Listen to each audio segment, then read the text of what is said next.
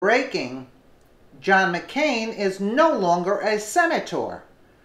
5.5 years after Senator John McCain killed off what was left of the maverick, the independent thinking, not afraid to tell it like it is character he'd been LARPing since the 2000 Republican primary in order to win a contentious primary against Tea Party challenger J.D. Hayworth, he's facing the prospect of the end of his career once again. It's time. It's against a state senator who's perfectly content with grifting votes at a Donald Trump rally. McCain's seat has been targeted by conservative groups for years now to no avail. But this time, it's a fair question to ask if McCain's heart is in it anymore. And even if it is, does anyone even care? It's about time.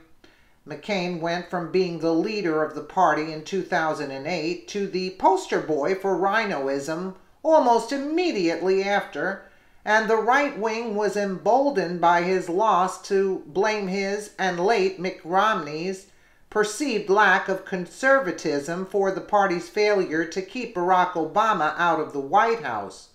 Over the past couple of years, he's been at the forefront of a very public argument with ultra-conservatives like Senator Ted Cruz, Mike Lee, and Rand Paul for control of the party, and McCain's tendency to work with Democrats on a few different issues have made him the right wing's biggest internal enemy.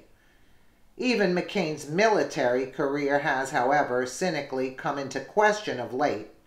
Back in July, Donald Trump insulted John McCain by saying he liked people who weren't captured, a reference to McCain being a prisoner of war for 5.5 years in Vietnam.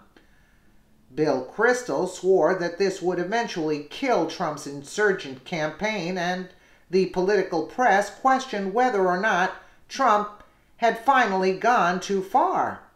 5 months later, he's still here and still dominating in the polls.